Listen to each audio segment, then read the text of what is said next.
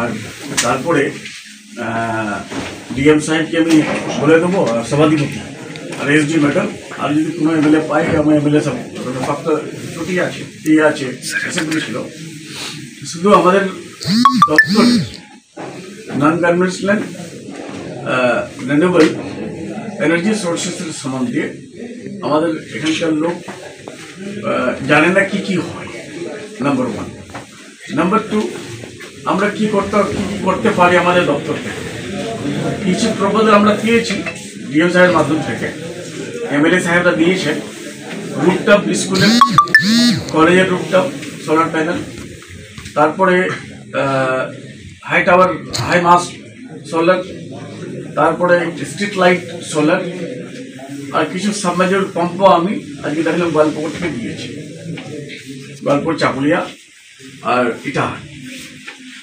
আর আমি ডিএম সাহেবকে এই জন্য ডেকেছিলাম যে ডিএম সাহেব কমপক্ষে উনি প্রপোজাল ওনার এর থেকে আসছে, আর কি কি দরকার ওনার আমাদের জেলাতে। ডিএম সাহেব বিভিন্ন এমএলএর কাছ থেকে, পঞ্চায়েত সমিতির সভাপতির কাছ থেকে, সভাধিপতির কাছ থেকে নিয়ে আমাদের দপ্তরে পাঠাবে। আমরা আমাদের মমতা ব্যানার্জির অনুপ্রেরণায় আমরা এই দপ্তরে, যেহেতু দপ্তরটা আমি নতুন পেয়েছি, 3 মাস হলো, 3 মাসে আমি আগে সার্ভে করলাম, 900 স্কুল আমরা কমপ্লিট করতে পেরেছি। এবার 9,000 এই বছর টোটাল 3,000 স্কুল আমরা এবার আমাদের কমপ্লিট হবে নেক্সট বছর মার্চে 3,000 কমপ্লিট হবে। 3,000 স্কুল যদি রুফটপ প্যানেল হয়ে যায় তো ইলেকট্রিক্যাল বিলটা সামান্য হয়ে যাবে, এই বার্ডেনটা স্কুল অথরিটির উপর পড়ে না। তারপর আজকে ডিএম সাহেব বললেন কি কিছু হস্টেল, যেখানে এসসি হস্টেল আছে, যেখানে সংখ্যালঘু হস্টেল আছে, যেখানে এসটি হস্টেল আছে, ওখানে 4,000 টাকার জায়গায় বিলটা একটু বেশি আসছে। কত আসছে? 16, 18, 20,000, 15,000 আসছে, 20,000 আসছে। তো এটা বিলটা কমানোর জন্য আমরা ওটা ধরবো সোলারের হস্টেলগুলোতে। তো আমাদের এখানে কটা হস্টেল আছে? 42 আছে, 42 হস্টেল আছে। বিসিডব্লিউ ট্রাভেল মিলে 16টা আছে। 16টা, এই সবকটা হস্টেলে আমরা চেষ্টা করবো সোলার প্যানেল দিয়ে ইলেকট্রিসিটি দেওয়ার জন্য, আলো দেওয়ার জন্য। তারপরে ফ্যান চলবে। আর দুইটা আমরা কোল্ড স্টোরেজ ধরেছি, একটা পাঞ্জিপাড়া, একটা আপনার কালিয়াগঞ্জ। আর ডিএম সাহেবকে আমি রিকোয়েস্ট করলাম, আজকে আমাদের এসএস সাহেব এসছেন, বরুণ কুমার রায় সাহেব, সভাধিপতি পম্পা পাল এসছেন এখানে, এসডিও ম্যাডাম আসছেন এখানে, সহকারী সভাধিপতি প্রধান শুক্ল ছিলেন, আর এমএলএ সাহেব ছিলেন চাকুলিয়া, চলে গেলাম আমরা। তো আমরা সবাইকে আমরা বলেছি যে আমাদের প্রয়োজন আমরা আমরা দিয়ে আগে দিয়ে তারপরে ডিএম সাহেব নিজের ইন্টে ওটা সার্কল পড়ায়, কোথায় ফিজিবল হবে, কোথায় ফিজিবল হবে না, দপ্তরে পাঠাবে, দপ্তরে আমরা ওটা আলোচনা করে, আমি এসএস সাহেবের সাথে আলোচনা করে ওটা আমরা দিদির পারমিশন নিয়ে দিদির অনুপ্রেরণায় আমরা স্টার্ট করি। জানেন না সচেতন আছে রুরাল এরিয়া সোলার। তো আমরা শুধু স্কুলগুলো ধরেছিলাম, স্কুলগুলোতে কে যায়? বাচ্চারা যায়। যদি আমরা সোলার স্ট্রিট করে দিই তো লোক জানতে পারবে, সোলার হাই লাইট দিয়ে দিই, আপনার বিলটা কম আসবে, লোক জানবে কি সোলারের দ্বারা হচ্ছে। আর আগামী দিন তো সোলারের দিন, সোলারকে তো ম্যাক্সিমাম আমাদেরকে ব্যবহার করতে হবে। যার জন্য আমি হোস্টেলগুলো, যতগুলো হোস্টেল আছে 42টা, তারপরে 16টা, সবকটা হোস্টেলে করতে বললাম। ডিএম অফিসগুলো আমরা ধরেছি, এসডিও অফিস ধরবো আমরা। আর আগামী দিনে আরও এটা আমরা এগিয়ে নিয়ে যাব। আমাদের মুখ্যমন্ত্রী মমতা ব্যানার্জির একটাই উদ্দেশ্য আছে কি আমাদের লোকের বেশি বার্ডেন পড়ে না, হালকা মনে পড়ে। দাদা বলছিলাম যে পঞ্চায়েত থেকে কয়েক বছর আগে বিভিন্ন জায়গায় মানে সোলার লাইট দেওয়া হয়েছিল বিভিন্ন গ্রামে, কিন্তু দেখা যাচ্ছে যে হয়তো 5 মাস 6 মাস পরে সেগুলো ঠিক থাকছে না।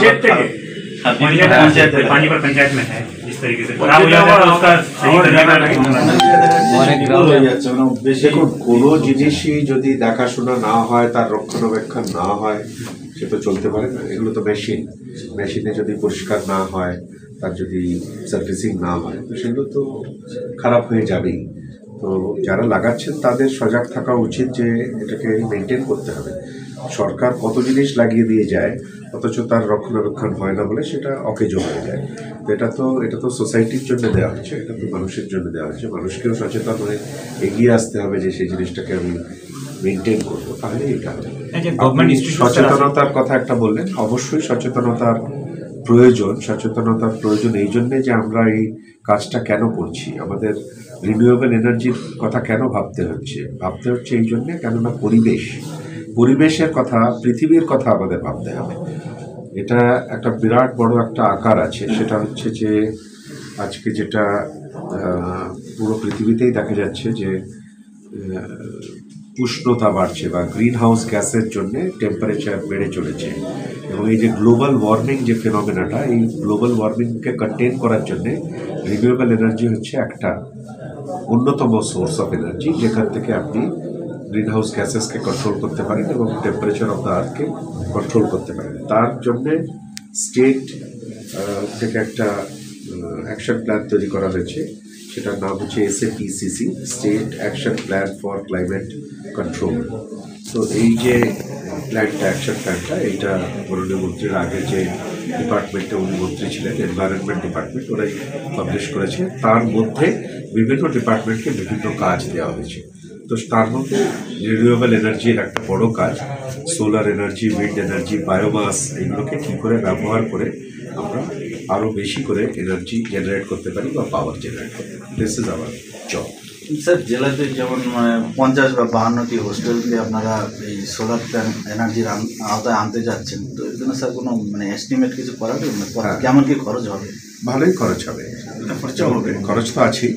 আপনারা একটা 10 কিলোওয়াট প্যানেলের যেগুলো আমরা স্কুলে লাগিয়ে থাকি, সেগুলো যদি আপনি হিসেব দেখেন, সেটা প্রায় 6 থেকে 6.5 লক্ষ টাকা খরচা পড়ে। তো এখানে হস্টেলে হয়তো 20 কিলোওয়াটের দিতে হতে পারে বা 30 কিলোওয়াটের দিতে হতে পারে, তাহলে তার সেই অনুপাতে টাকাটা বাড়বে। কিন্তু সেটা হয়তো আমরা সম্পূর্ণটা আমরা ডিপার্টমেন্ট থেকে হয়তো দিতে পারবো না, অন্য যে ডিপার্টমেন্টের হস্টেল তাদেরকেও এগিয়ে আসতে হবে সেই টাকার কিছু অংশ বহন করার জন্য। দাদা, আরেকটা বিষয় বলছিলাম যে চাকুলিয়া এবং গোয়ালপুকুরে কলেজের দাবি ছিল দীর্ঘদিন থেকেই। তো চাকুলিয়াতে অলরেডি একটা জায়গা পরিদর্শন হয়েছে, আজকে জেলা প্রশাসন গোয়ালপুকুরের একটা জায়গা গেছিলেন জায়গা দেখতে। ডিএম সাহেব চাকুলিয়াতে গেছিলেন। এই দুইটা বিধানসভা, চাকুলিয়া, গোয়ালপুকুর, সব থেকে এডুকেশনালি ব্যাকওয়ার্ড ব্লক, ব্যাকওয়ার্ড বিধানসভা, যার জন্য কলেজের প্রয়োজন আছে। কলেজের জন্য ডিএম সাহেব জমি দেখছে। জমি না পাওয়া গেলে তো আর কলেজ হবে না। জমিটা যখন হয়ে যাবে তখন আমরা, আমাদের মাননীয় মমতা ব্যানার্জি উনি বলেছেন কলেজের দরকার আছে, কলেজ পড়বেন। কিন্তু সবথেকে বড় ব্যাপার, কলেজ হয়নি, কলেজের প্রশ্ন করেছ। 1,80,000 কোটি টাকা যে কেন্দ্রীয় সরকার আটকে রেখেছে, এটা কেন এখানকার সাংসদকে জিজ্ঞাসা করছো না? যে আপনি তো নতুন সাংসদ হয়েছেন, কমপক্ষে আপনি এই যে বাংলার তো আপনিও, আর আমরাও বাংলা, তোমরাও বাংলা, এই টাকাটা কেন আটকে রেখেছে? এই টাকাটা দিলে তো সব সমাধান হয়ে যায়। টাকায় তো আমরা পাচ্ছি না। বাংলা আবাস যোজনা, যেটা নিয়ে আমাদের মাননীয় মমতা ব্যানার্জি বলেছেন, কত হরতাল করলাম, কত লড়াই করলাম দিল্লিতে। লড়াই করার পর কি আমরা পারলাম? টাকা দিবে না। তাতে আমাদের স্টেট ওয়ান ফান্ড থেকে আমরা করছি। 11 লক্ষ আগে বাড়ি, 11,36,000 ছিল। আমাদের মুখ্যমন্ত্রী মমতা ব্যানার্জি 12 লক্ষ করে দিয়েছে। এটা জিজ্ঞাসা করা উচিত। স্যার, যেহেতু দুটো বিধানসভায় পাশাপাশি, তো কোথায় কলেজ করবেন? গোয়ালপুকুরে না চাকুলিয়া, না দুটোই হবে? দুটা কলেজে আমরা চেষ্টা করবো, 2 জায়গাতে। চ্যানেল কতগুলো স্কুলে